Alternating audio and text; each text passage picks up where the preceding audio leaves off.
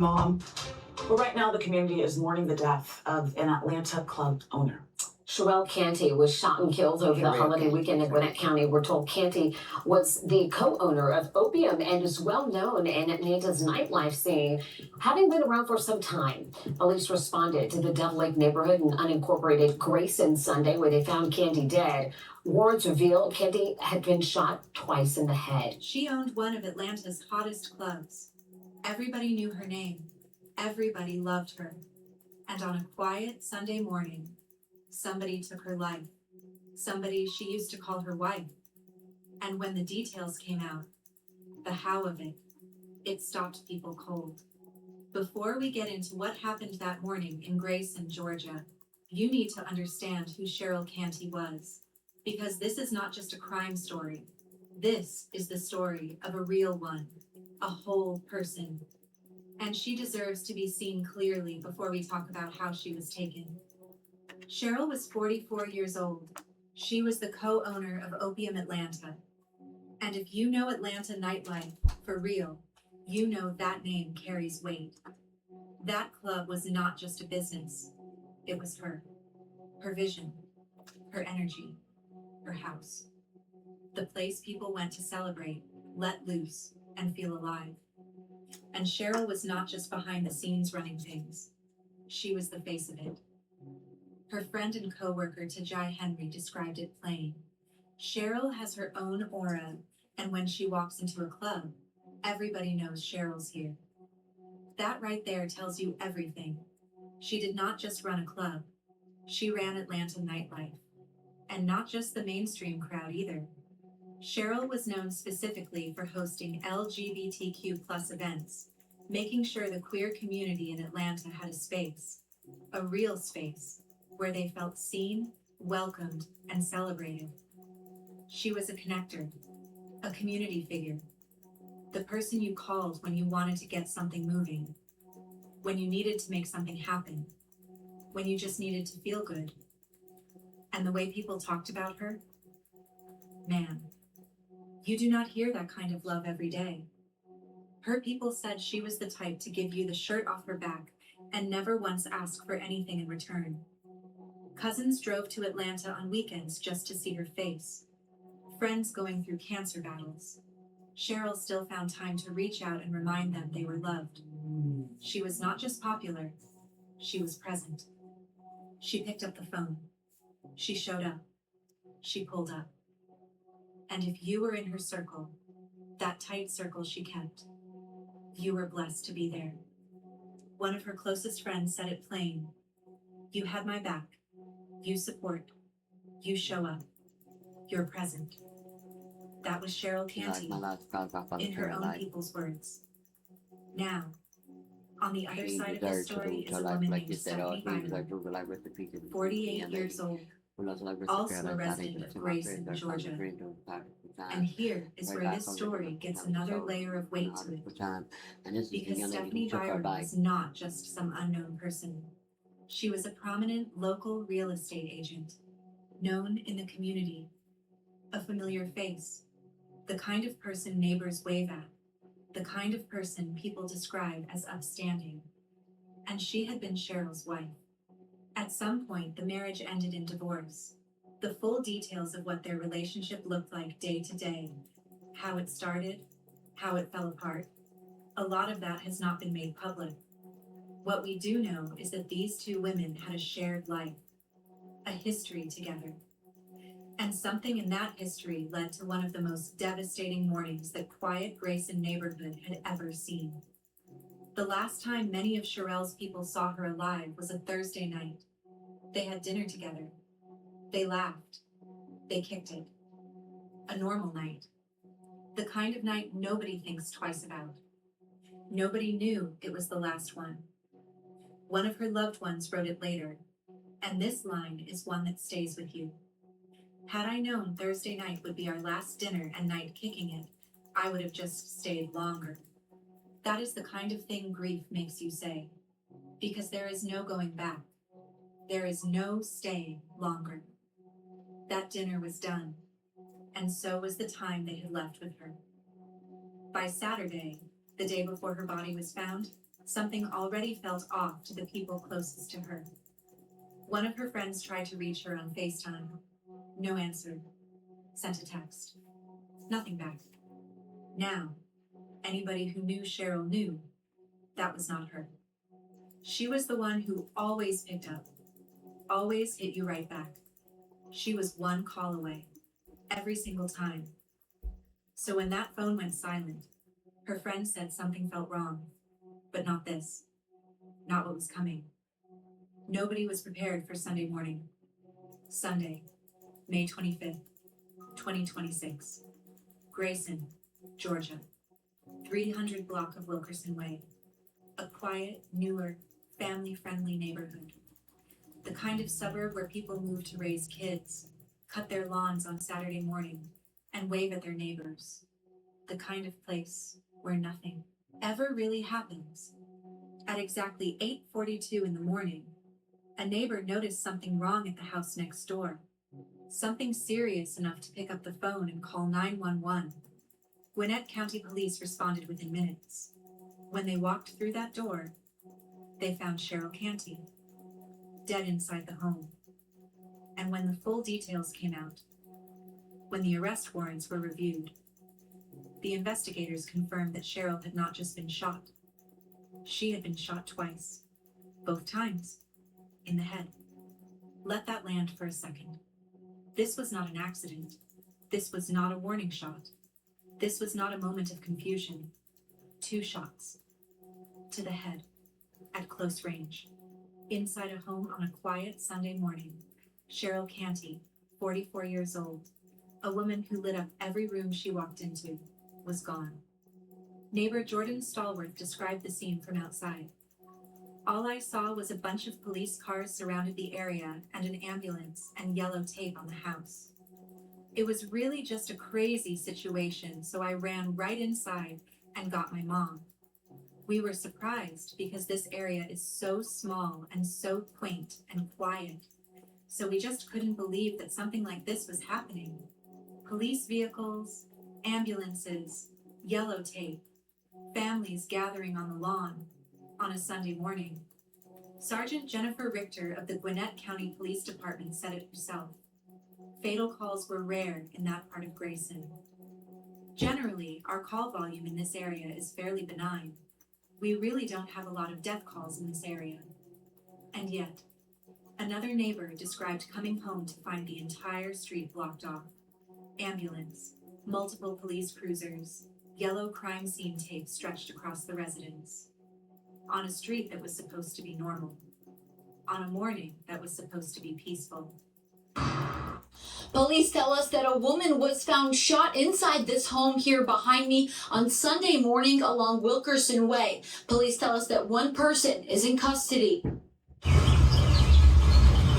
A quiet neighborhood in Grayson turned into an active crime scene on Sunday afternoon. When I got closer, all I saw was a bunch of police cars surrounding the area and an ambulance and then yellow tape on the house. It was really just a crazy situation. I was frightened because I didn't know what was going on. Nothing like this happens in this area. Police say they are investigating a domestic homicide. On Sunday afternoon, we saw investigators taking large bags out of the home. We also saw a white car being towed away from the house. Anybody would be, scared or surprised, by something like that. As police left the scene, we saw a group of people praying outside the home. Neighbors and police say that this is a quiet neighborhood that normally doesn't have any trouble. Generally, our call volume in this area is fairly benign. We really don't have a lot of death calls in this area. It's quiet.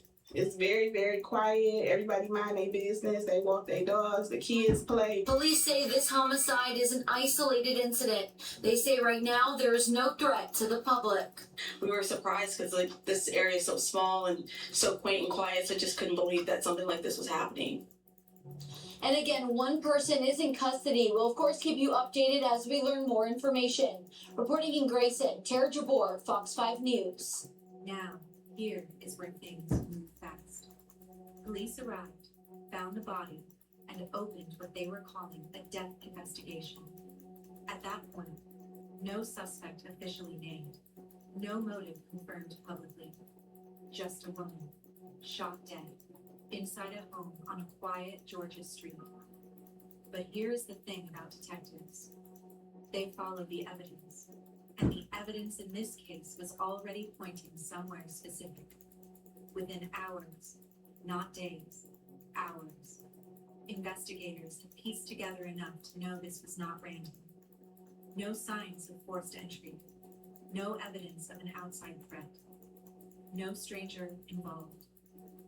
This was personal. This came from inside. And here is something that matters in a case like this. The weapon used was a firearm. One of the charges against Byron is specifically possession of a firearm during the commission of a felony, meaning police believe she came to that house with a gun. 2 shots to the head, a firearm charge on top of everything else. That tells you something about the level of intent investigators believe was present that morning. Gwinnett County Police confirmed it. The shooting was domestic related. And once they had that confirmation, the investigation had a direction. They knew who they were looking for. Now here is the part that had the community doing a double take. Because when the name came out, when they said Stephanie Byron, people who knew her were floored. Not because they could not imagine violence, but because Stephanie Byron was known. She was a real estate agent, a professional, a familiar face in the community, the kind of person you would never picture in the middle of something like this. And that is the thing about domestic violence that people have to understand. It does not always come from someone who looks the part. It does not always wear the face of danger. Sometimes it wears the face of someone you know, someone you wave at, someone with a business card and a professional smile. By Monday, one day after Sherell's body was found, Gwinnett County Police made their move. They arrested 48-year-old Stephanie Byron, Sherell's ex-wife, real estate agent, That's the dang good time you Grace. can go back like that. Georgia resident, living in the same area as the woman she once married. The charges came down hard: malice murder, felony murder, aggravated assault, possession of a firearm during the commission of a felony. Now let us be clear about what those charges mean, because this is not legalese. This is intent. Malice murder in Georgia means the prosecution is saying this killing was deliberate, intentional, planned, not a moment of passion, not an accident, a choice. Felony murder means a death occurred while another crime was being committed. In this case, the firearm charge. She allegedly brought a gun. She allegedly used it. And Sherell is gone because of it. Stephanie Byron was taken into custody and held without bond, meaning a judge looked at these charges, looked at what the evidence showed, and decided she was going nowhere. The mugshot was released to the public, and when it hit, the internet reacted the way it always does when a face gets attached to a crime this devastating. People who knew Sherell were floored. People who never met either of them were shaken. Because when you see the face behind charges like that, charges connected to someone described the way Sherell was described, it hits different. As of the time this story was reported, Byron remained in the Gwinnett County Jail. The full details of what happened inside that home have not been entirely released to the public. The investigation was still active.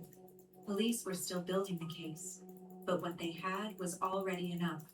Enough to arrest, enough to charge, enough to hold without bond. The rest will come out in court. New this afternoon, we just got the mug shot for a homicide suspect in unincorporated Grayson. Take a look. 48-year-old Stephanie Byron is charged with malice murder, felony murder, and aggravated assault. Gwinnett County Police say they were called out to a home on Wilkerson Way Sunday after concerned neighbors reached out. They found 44-year-old Sharell Canty dead inside the home. Police haven't released a motive, but say it appears to be domestic, meaning the victim and the suspect knew each other. As the investigation continues, friends and loved ones are now sharing tributes online remembering Canty. WNBA veteran and former Atlanta Dream player Tamara Ty Young is among those speaking out in remembrance. Young took to Facebook calling Canty, quote, one of my favorite people. She goes on to write, quote, you were a real one, a good one, a heart of gold. You wanted people to be happy and enjoy themselves.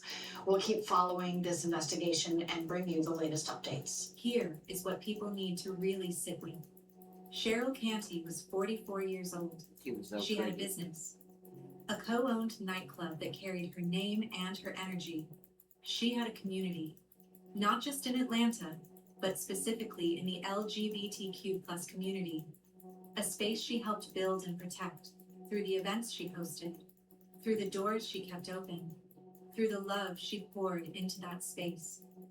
She had people who drove across state lines to see her, friends who still had plans with her in their heads, cousins who were saving up the moment to surprise her.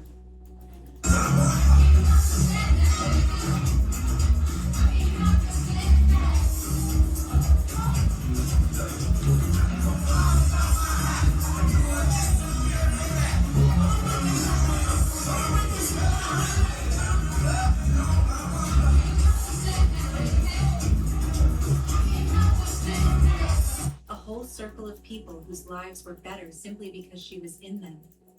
And she is gone. Not from illness, not from an accident. Gone because of violence. In a relationship that was supposed to have been love. Her friend and co-worker Tajai Henry said it best. Sharell gonna tell us to party and ball like she's still here. We're going to keep her legacy alive. We're gonna keep opium alive. That right there. They are not letting her go quiet. The club stays open.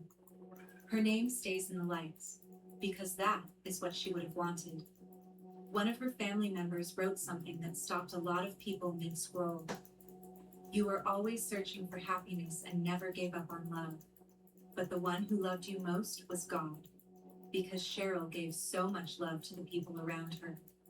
And at the end, the place that became most dangerous for her was a relationship that once felt like home. Now here is something that does not get talked about enough, and this case makes it impossible to ignore. Domestic violence in same-sex relationships is just as real, just as deadly, and far too often, invisible. According to the CDC, 43.8% of lesbian women report having experienced physical violence, stalking, or rape by a partner in their lifetime. That number is not small. That number rivals, and in some cases exceeds, what is seen in heterosexual relationships. And yet, 44% of LGBTQ plus survivors of intimate partner violence have reported being denied shelter services when they tried to get help. Read that again. Nearly half turned away when they needed protection the most. The violence is real. The And resources let me know what you think about this far story. too Come in often second two. are Let not. me know what you think about this story. Sharell Canty was a visible, celebrated, loved woman in her community. She seemed protected. She had people around her. She had love around her. She had success around her. And it still happened. Because domestic violence does not care how full your life looks from the outside. It does not care how many people love you. It does not care about your business, your reputation, your circle, your gender, or who you love. It finds people in all kinds of relationships, and it does not announce itself before it arrives. Neighbor Jordan Stallworth said something after the dust settled, something that a lot of people in that neighborhood were probably feeling. It kind of makes me feel like we should move, because it's kind of scary. It was really scary just to think that something like that could happen in this little area like Grayson. That is what violence does to a community. It does not just take one life. It shakes everybody. It makes people question the peace they thought they had around them. Atlanta lost a real one. The nightlife lost a pillar. The LGBTQ plus community lost a protector. A family lost their light. And a whole city is sitting with questions that do not have easy answers. How do you see it coming when it comes wearing a familiar face? How do you get out when the danger was once the person you chose to build a life with? How do you protect the people you love from someone they once loved back? There are no clean answers. But Sharell's story is one that deserves to be told, not just as a crime, not just as a headline, but as a reminder. A reminder to check on your people. A reminder that a quiet neighborhood does not mean a safe situation. A reminder that domestic violence inside a same-sex relationship is just as serious and deserves just as much support as any other form. And a reminder that the person you sat across from at dinner on Thursday might not be here by Sunday. Tell your people you love them. Check on your people. And if something feels off, trust that feeling.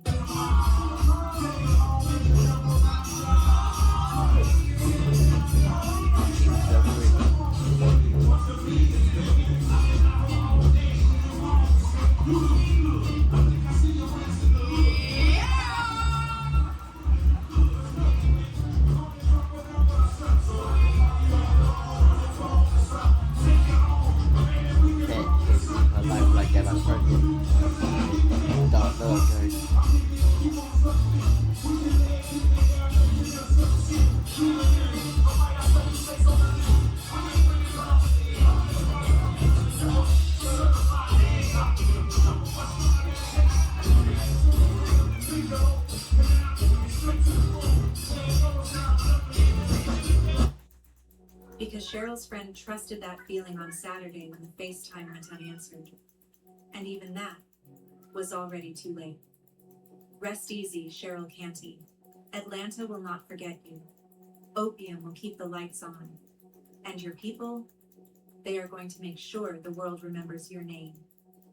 If you or someone you know is in a dangerous situation, whether it is a straight relationship, a same-sex relationship, a marriage, or a situation that is hard to name, domestic violence resources are linked in the description below. You are not alone, and you deserve to be safe. If this story moved you, share it. Drop a comment. Let us know what you think. Because sometimes the only difference between a warning and a tragedy is somebody speaking up first. We will see you on the next one.